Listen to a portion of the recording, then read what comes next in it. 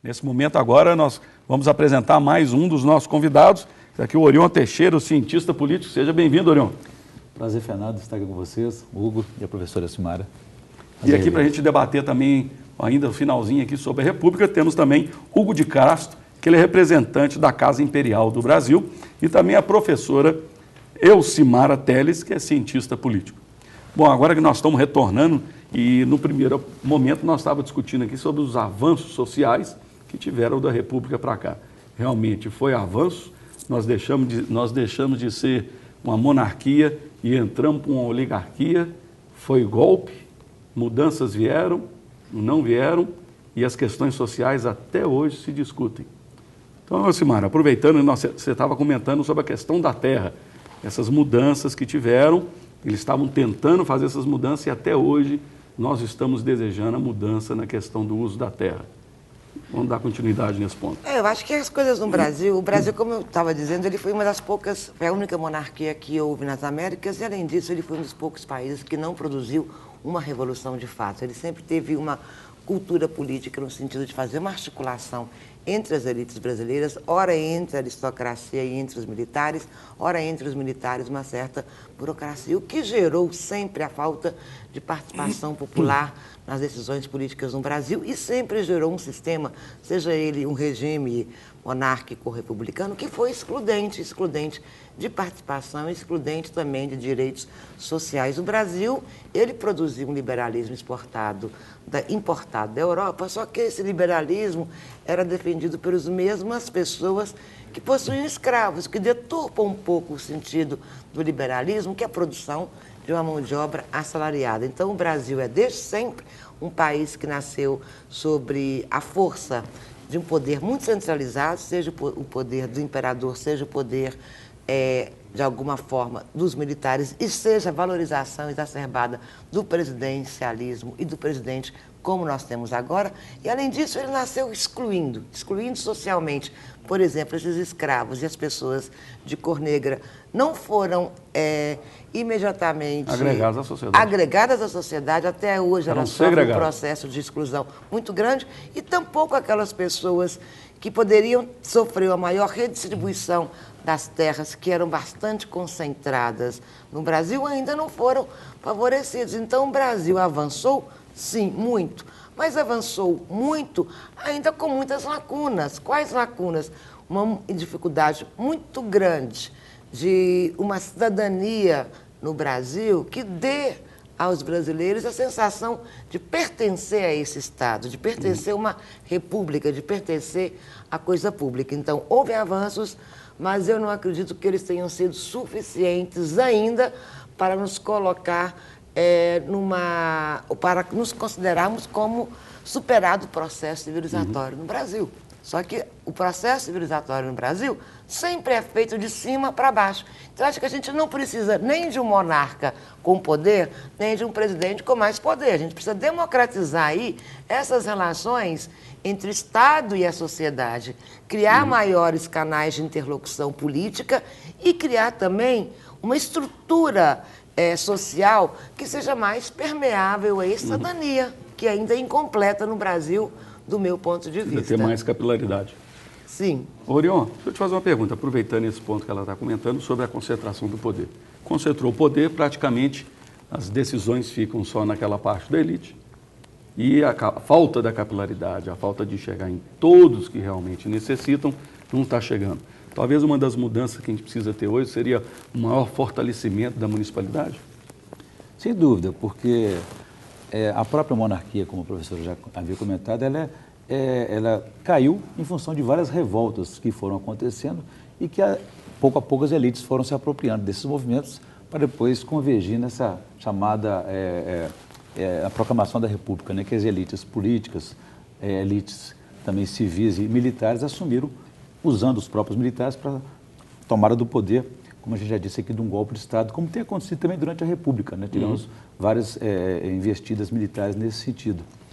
E a questão da promessa, da velha promessa dos 124 anos da República, de autonomia dos estados e municípios, continuamos ainda aguardando a federação, essa repactuação da federação, Já vista a questão das reformas tributárias, a reforma fiscal, quer dizer, os municípios e os estados dependem dessa condição como oxigênio para sobreviver na República e ter sua autonomia e independência, a ponto de realmente esses recursos públicos chegarem ao cidadão, aonde ele vive, na questão da segurança, na questão da saúde pública e na educação, quer dizer, os principais problemas sociais do cidadão. E a gente está completando agora, na semana que vem, 30 anos daquele manifesto dos governadores de Minas e São Paulo, Tancredo Neves e Franco Montoro, que defenderam essa repactuação a essa época, né, e também depois o movimento, que foi a base, talvez, aí, do movimento das diretas já, e em 83, quando eles assumiram o governo, o MDB, teve aquela revolução política eleitoral que conseguiu, pouco a pouco, minar a base do governo militar. Então, estamos chegando a 30 anos e não conseguimos até hoje essa repactuação federativa, né? Os municípios vivem, como a gente sempre diz, de pilhas na mão até Brasília, fazendo marcha a Brasília para poder receber minguados recursos que vão aplicar aqui na municipalidade. E hoje os municípios estão falidos, estão quebrados, né? Isso, por que será que talvez o governo central ele tem esse desejo de centralizar cada vez mais? A gente acredita que talvez todo município a corrupção é maior, o governo tenta segurar, ou lá em cima a corrupção é maior em questão do orçamento inteiro? Porque toda vez que a gente vai olhar aí alguma denúncia, está sempre um prefeito roubando de uma forma ou de outra, o dinheiro que vai da merenda, o dinheiro que vai da coleta de lixo. Será que isso aí que talvez existe, ou eles querem concentrar o poder para manter o poder? Olha... Não, eu só me lembrei agora que quando o Getúlio Vargas produziu essa centralização excessiva, justamente tem uma questão que é interessante, que é muito atual hoje no Brasil. É um certo descrédito na política. Por que descrédito na política? Quando se permite que se centralize o poder, a ideia do Getúlio era fazer uma espécie de ilhas de modernização que fossem dominadas por técnicos e pela burocracia, tá certo? Para evitar que o prebendalismo, que o clientelismo pudesse impedir, pudesse contaminar setores que seriam setores chaves no Brasil. Já se supunha, desde o início, uma percepção muito negativa da política. Se você descentralizasse, desse maior poder aos municípios, aqueles recursos que viriam do Estado, eles seriam utilizados para a prática de políticas clientelistas e do toma lá da cá. Então, o Brasil já nasceu sob uma égide de desconfiança na classe política, o que faz com que hoje, atualmente, todos nós desejemos menos política e mais técnicos, o que é uma contradição. Será que o conceito hoje, o nosso sistema político, ele tem uma mentalidade que a República é para eles e a gente sabe que a República é coisa do povo? Mas não é só isso, eu acho que é uma mentalidade da nossa elite. Ele não pensa em ser um servo, ele não pensa em entrar ali para servir a população. Que desde o início a política ela foi criada num sentido bastante negativo. Você centraliza e você cria, por exemplo, ilhas de excelências que vão realizar a modernização do parque industrial brasileiro desde 1930. Então você elege alguns setores que são setores fundamentais da economia, aqueles setores são dominados por uma burocracia, por uma tecnocracia que vai modernizar o país, e nesses setores não podem ser aproveitados homens políticos, porque a política é sempre um reino da corrupção. Então, como se houvesse uma separação entre a competência técnica de um lado e a política do outro. Então, se você desse autonomia para os municípios, supunha-se que aqueles municípios iam usar aquele financiamento para produzir mais clientelismo e, portanto, mais corrupção. Então, o Brasil, ele nasceu sobre a égide de uma percepção muito negativa da política, que persiste até hoje. Quando as pessoas vão para manifestações, elas vão com desejo de mudança, mas elas querem mudar sem fazer política. É por isso que elas usam da violência. Elas não acreditam na eficácia da política, da negociação, da conversação e das instituições. Eles não acreditam nesse sistema e nas instituições. Mas o que você coloca na ausência de instituições? E tem que ser feita também, Fernando, uma distinção entre administração pública e política também. Sem dúvida. E poder, né? Porque imagina-se que centralizar recursos, né, é centralizar poder. Não vou dividir o poder com um pequeno município, né? Quer dizer, então, se é para poder fazer corrupção, se é para poder comprar, praticar o clientelismo, em vez de ser o prefeito ou o governador, que se faça, então, no governo central. E há também a própria desconfiança entre as instituições, né? Entre o ente federado, estadual e o município, a gente vê essa própria desconfiança. Então, entre a classe política e administrativa, há essa rixa interna e uma desconfiança. Isso tudo reflete na sociedade. Hugo, deixa eu aproveitar com você aqui, o nosso tempo já está correndo também. Me faz uma comparação hoje, a monarquia e hoje a nossa república. O que é de bom e o que está faltando na república hoje? Que existia na monarquia e falava, ó, precisa isso.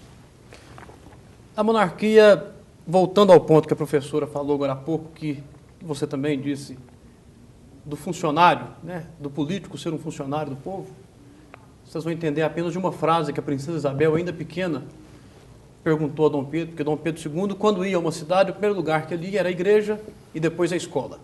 Primeiro o compromisso com Deus e depois com a educação. E chegando numa escola, a princesa Isabel, umas crianças recitando um poema, e a princesa Isabel chegou assim, papai, esse povo é nosso? E Dom Pedro, não, filha, nós somos deste povo. Nós devemos trabalhar para servir ao povo. Isso é o que falta hoje.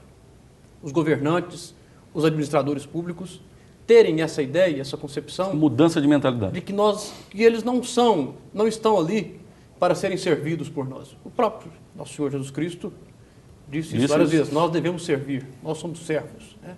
E a classe política deve ser servo, não escravo da sociedade, mas servo da sociedade. Pois Deus e nós devemos ser Deus foi um grande servidor, serviu a humanidade criando e concebendo. Isso é o que falta nos dias atuais, essa consciência de devoção ao povo, pois estão ali para servir ao povo. Na monarquia tinha isso. O rei, que era o chefe de Estado, com o poder moderador, que é muito deturpado, devemos ter cuidado ao analisar o poder moderador, não como um sistema de ditadura, mas como o próprio nome explica, pois o poder moderador é autoexplicativo. Ele moderava os três poderes, algo que não vemos hoje. Se há toda essa confusão entre legislativo, judiciário e executivo, é porque não há algo para moderar. Isso é necessário. Os três poderes não tem crise, né? Hoje no Brasil não tem crise. Né? Mas se o senhor me permite, nessa comparação entre um sistema e outro, um regime e outro, eu acho que tanto a monarquia como a república falta essa identidade popular que o Dom Pedro disse que não tem. Ele não é esse povo, que ele está acima talvez dessa camada popular, porque ele está para aqui para servir o povo. Mas acho que falta ser mais povo, ter mais identidade, para se identificar com as necessidades reais da população. Sim. Então, nós olhamos, de um lado do administrador perante a população e da população perante ao governante é ter mais participação popular também. É preciso estar acompanhando, porque senão ficaremos só manifestações como essas históricas de junho recente, elas serão apropriadas por alguém que vai dizer que defende uma reforma política radical e assumir uma mudança que não se condiz, não esteja adequada com aquela manifestação feita nas ruas. A questão, até mesmo a questão da nacionalidade, né? Falta ao povo brasileiro um grande amor à pátria e ao civismo. Hoje nós vemos, infelizmente, uma completa falta de interesse do próprio povo com a nossa história. Isso é algo que, infelizmente, se demonstra nos próprios bancos de escola, no meio de trabalho, nos fóruns, nos hospitais, onde convemos a gente ver a completa falta de entusiasmo e de interesse do povo com a coisa pública. Eu acho que isso leva a um certo descrédito e um certo desânimo. Todos querem reclamar, querem revolucionar, mas ninguém procura saber os problemas que estão por trás de tudo e a resolver esse próprio, começando dentro de casa, né?